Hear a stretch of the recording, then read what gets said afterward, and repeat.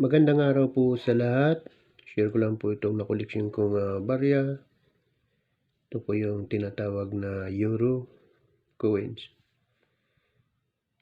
Bago ko umpisahan ng pagtalakay sa baryang ito, huwag niyo sanang kalimutan mag-subscribe sa channel ko, mag-like at mag-comment, at pindutin ang notification bell para updated kayo sa mga bagong information at sa mga bago pang video.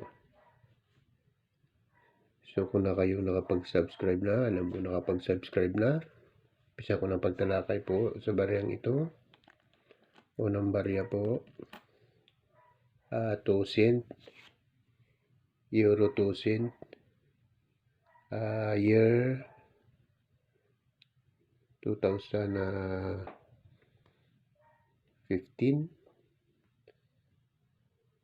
Ano po? 2015 yan. 2015 po.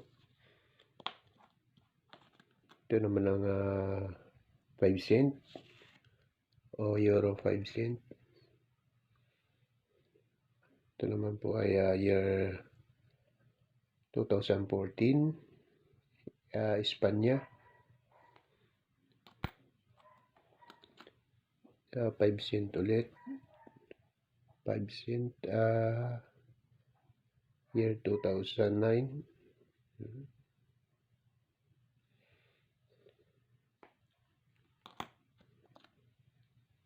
10 cent o Euro 10 cent year 2000 year 2000.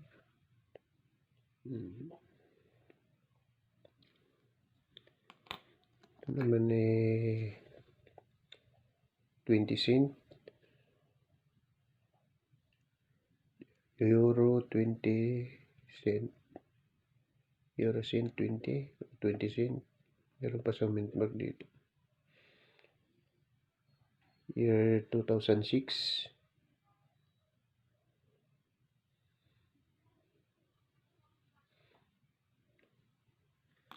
Ito naman ng Euro 50 cent.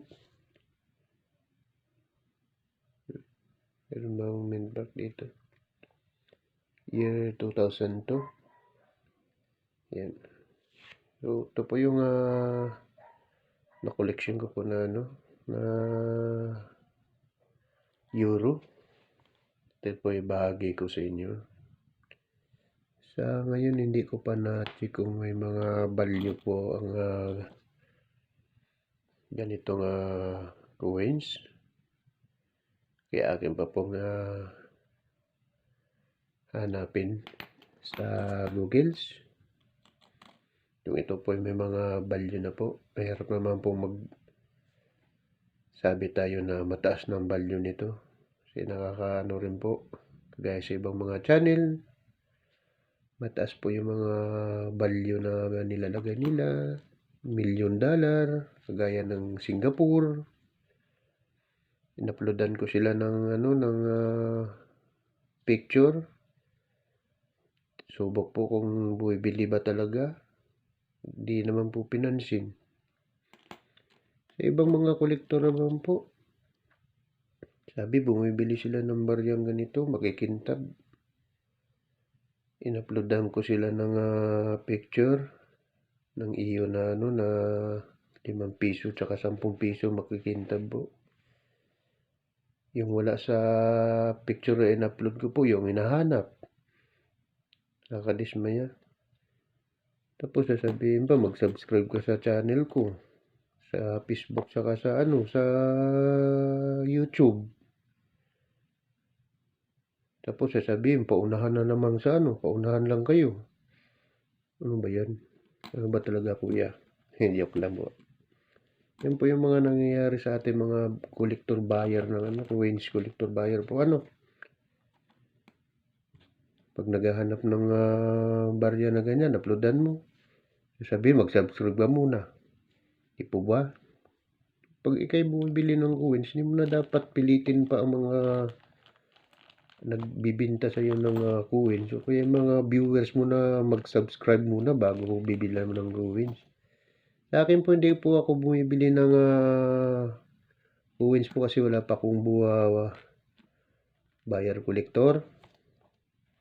At hindi po ako namimilit po ng mag-subscribe guys sa channel ko. Kung sino lang may gusto po, kung nataypan yung channel ko, di mag-subscribe kayo. Di maraming salamat. Kung ayaw nyo naman, di maraming salamat din. Pero hindi ko kayo po pinipilit. Nasa sa inyo naman po yun. Sa akin po, nagbibigay lang muna ako ng mga informasyon sa mga barya na aking ina-upload.